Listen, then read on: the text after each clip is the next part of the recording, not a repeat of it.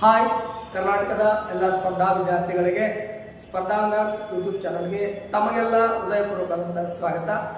ಆತ್ಮೀಯ ಸ್ಪರ್ಧಾ ವಿದ್ಯಾರ್ಥಿಗಳೇ, ಪ್ರತಿದಿನ ಬೆಳಗ್ಗೆ 9 ಗಂಟೆಗೆ ತರಗತಿ ನಿಮಗೆಲ್ಲ ಬಂದು ನೋಡ್ತಾ ಇತ್ತು. ಸೊ ಇಂದಿನ ದಿನ ಕಾರಣಾಂತರಗಳಿಂದ ಹೆಚ್ಚು ಕಡಿಮೆ ಒಂದೇನಪ್ಪ ಅಂದರೆ 1.5 ಗಂಟೆ ಟೈಮ್ ಹೆಚ್ಚಾಗಿದೆ ಇರಲಿ. ನಾಳೆಯಿಂದ ಮತ್ತೆ 9 ಗಂಟೆಗೆ ನಿಮಗೆ ಒಂದು ದಿನ ಒಂದು ವಿಷಯ ಅಂತಕ್ಕಂಥದ್ದನ್ನು ನಿಮಗೆ ತಲುಪಿಸಲು ಪ್ರಯತ್ನವನ್ನು ಮಾಡ್ತೀವಿ.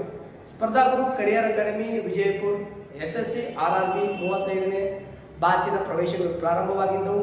ಕನ್ನಡದಲ್ಲಿ ಸಂಪೂರ್ಣವಾಗಿ ಬೋಧನೆಯನ್ನು ಮಾಡಲಾಗುತ್ತೆ. ಮ್ಯಾಥ್ಸ್, ಮೆಂಟಲಿಟಿ ಮತ್ತು ಏನಪ್ಪ ಅಂತಂದ್ರೆ ಇಂಗ್ಲೀಷ್ ಜೊತೆಗೆ ಸ್ಟ್ಯಾಟಿಕ್ ಜಿಕೆಯನ್ನು ಅದ್ಭುತವಾಗಿ ಹೇಳಲಾಗುತ್ತೆ. ಜೊತೆಗೆ ಪ್ರತಿ ಚಾಪ್ಟರ್ ಟೆಸ್ಟ್ ಕೂಡ ಮಾಡಲಾಗುತ್ತೆ. ಆನ್ಲೈನ್ ಟೆಸ್ಟ್ ಕೂಡ ಇರುತ್ತೆ.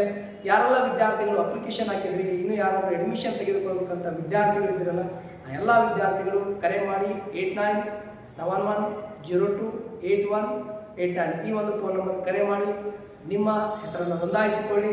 ಒಂದು ಬ್ಯಾಚಿಗೆ ಕೇವಲ 15 ಜನ ವಿದ್ಯಾರ್ಥಿಗಳು ಮಾತ್ರ ಆಗ್ತೀವಿ. 60 ದಿನಗಳ ತರಗತಿ ಇರುತ್ತೆ ಅಂತ ಹೇಳ್ತಾ ಇಂದಿನ ಒಂದು ತರಗತಿ ಏನಿದೆ ಅಂತ ನೋಡೋಣ ಬನ್ನಿ. ಇವತ್ತು ನಾವು 5ನೇ ಅಂತಾರಾಷ್ಟ್ರೀಯ ಸಂಘಟನೆ ಬಗ್ಗೆ ಚರ್ಚೆ ಮಾಡ್ತಾ ಇದ್ದೀವಿ. ಬ್ರಿಕ್ಸ್ ಆಯಿತು, ಸಾರ್ಕ್ ಆಯಿತು, ಏಷಿಯನ್ ಆಗಿದೆ, ಹೌದಾ? ನಿನ್ನೆ G7 ರಾಷ್ಟ್ರಗಳ ಬಗ್ಗೆ ನೋಡಿದ್ದೀವಿ. ಇಂದಿನ ತರಗತಿ ಒಳಗಡೆ ಏನು ನೋಡೋಣಪ್ಪ ಅಂತಂದ್ರೆ IMF ಅಂತ ಕರಿತೀವಿ, ಅಂತಾರಾಷ್ಟ್ರೀಯ ಹಣಕಾಸು ನಿಧಿ ಅಥವಾ ಹಣಕಾಸು ಸಂಸ್ಥೆ ಅಂತ ಕರಿತೀವಿ. ಇಂಟರ್ನ್ಯಾಷನಲ್ ಮಾನಿಟರಿ ಫಂಡ್ ಅಂತ ಕರಿತೀವಿ, ಹೌದಾ? ಇಂಟರ್ನ್ಯಾಷನಲ್ ಮಾನಿಟರಿ ಫಂಡ್ ಮತ್ತು IBRD ಅಂತ ಬರುತ್ತೆ, international bank for reconstruction development ಅಂತ ಕರಿತೀವಿ. IMF ಮತ್ತು IBRD ಅನ್ನ ಏನಂತ ಕರಿತೀವಪ್ಪ ಅಂತಂದ್ರೆ ಬ್ರಿಟನ್ ವುಡ್ಸ್ನ ಅವಳಿ ಸಂಸ್ಥೆಗಳು ಅಂತ ಕರಿತೀವಿ. ಎಷ್ಟು ಸರಿ ಎಕ್ಸಾಮ್ಗಳಲ್ಲಿ ಕೇಳಿದ್ದಾರೆ, ಈ ಕೆಳಗಿನ ಯಾವ ಸಂಸ್ಥೆಗಳನ್ನ ಬ್ರಿಟನ್ ವುಡ್ಸ್ನ ಅವಳಿ ಸಂಸ್ಥೆಗಳು ಎಂದು ಕರೆಯಲಾಗುತ್ತೆ ಅಂತ ಕೇಳ್ತಾನೆ. ಯಾವುದಪ್ಪ ಅಂದ್ರೆ ಒಂದು IMF, ಇನ್ನೊಂದು ಯಾವುದಪ್ಪ ಅಂದ್ರೆ IBRD. ನಾಳೆ ಕ್ಲಾಸಲ್ಲಿ IBRD ಬಗ್ಗೆ ಸಂಪೂರ್ಣ ಚರ್ಚೆ ಮಾಡೋಣ.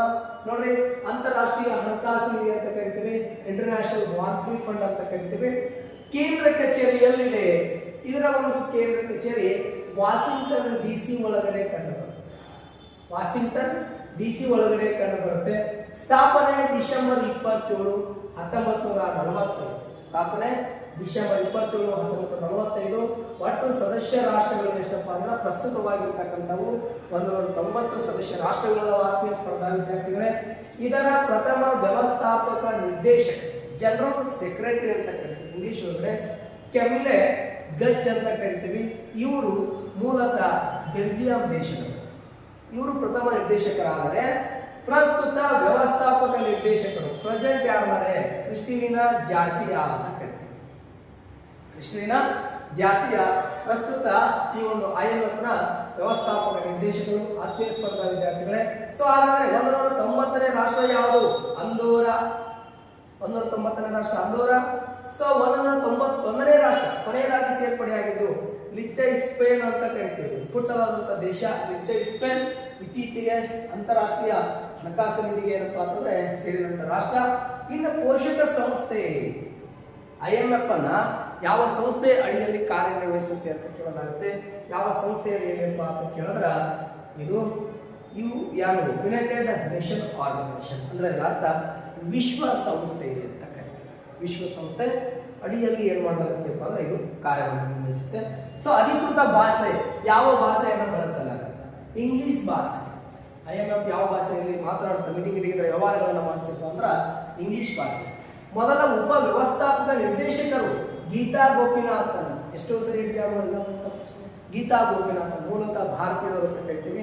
ಗೀತಾ ಗೋಪಿನಾಥನ್ ಮೊಟ್ಟ ಮೊದಲ ಉಪ ವ್ಯವಸ್ಥಾಪಕ ನಿರ್ದೇಶಕರು. ಆಮೇಲೆ ಈ ಒಂದು IMF ನ ಉದ್ದೇಶ ಏನಿರ್ಬೋದು? ಉದ್ದೇಶ ಅಂತಾರಾಷ್ಟ್ರೀಯ ವಿತ್ತೀಯ ಸಹಕಾರವನ್ನು ನೀಡುವುದು. ಅಂತಾರಾಷ್ಟ್ರೀಯ ವಿತ್ತೀಯ ಸಹಕಾರ ನೀಡುವುದು, ಅಂತಾರಾಷ್ಟ್ರೀಯ ವ್ಯಾಪಾರವನ್ನು ಸುಗಮಗೊಳಿಸುವುದು ಇದರ ಮೂಲ ಉದ್ದೇಶ. ಆತ್ಮೀಯ ಸ್ಪರ್ಧಾ ವಿದ್ಯಾರ್ಥಿಗಳೇ, ನಮ್ಮ ಈ ಒಂದು ತರಗತಿಗಳು ನಿಮಗೆ ಇಷ್ಟ ಆಗಿದ್ರೆ ಶೇರ್ ಮಾಡಿ, ಕಮೆಂಟ್ ಮಾಡಿ, ಸಬ್ಸ್ಕ್ರೈಬ್ ಮಾಡಿ, ನಮಗೆ ಬೆಳೆಯಲು ಪ್ರೋತ್ಸಾಹ ಮಾಡಿಕೊಳ್ಳಿ. ಮುಂದಿನ ದಿನಗಳಲ್ಲಿ ಅದ್ಭುತವಾದಂಥ GK ಸ್ಟ್ಯಾಟಿಕ್ GK ಆಗಿರ್ಬೋದು ಮತ್ತು ಸಂಬಂಧಪಟ್ಟಂಥ ವಿಷಯಗಳಾಗಿರ್ಬೋದು, ಮ್ಯಾಥ್ಸ್ ಮೆಂಟಲಿಟಿಗಳಾಗಿರ್ಬೋದು ಎಲ್ಲವನ್ನ ನಿಮ್ಮ ಮುಂದೆ ಏನಪ್ಪ ಅಂದರೆ ಪ್ರತಿಯೊಂದು ಕ್ಲಾಸನ್ನು ತರ್ತೀವಿ. ಕೆಲವೇ ದಿನಗಳಲ್ಲಿ ಡಿಜಿಟಲ್ ಡಿಜಿಟಲ್ ಬೋರ್ಡ್ ಕೂಡ ನಾವು ತರ್ತಕ್ಕಂಥ ಒಂದು ವ್ಯವಸ್ಥೆಯನ್ನು ಮಾಡಿ ಅದ್ರ ಮುಖಾಂತರ ತರಗತಿಗಳನ್ನು ಲೈವ್ ಆಗಿ ಕೊಡ್ತೇವೆ.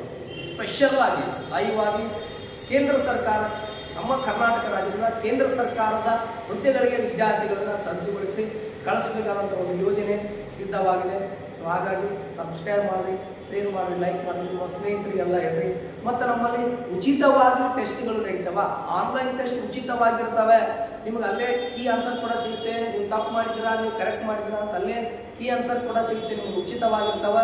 ನೀವೇನು ಮಾಡಬೇಕಲ್ಲ, ನಿಮ್ಮ ಕಮೆಂಟ್ ಬಾಕ್ಸಲ್ಲಿ ಅಥವಾ ನನ್ನ ನಂಬರ್ಗೆ 8971028189 ಈ ಒಂದು ನಂಬರ್ಗೆ ನೀವು ಒಂದು ವಾಟ್ಸಪ್ SMS ಹಾಕ್ರಿ.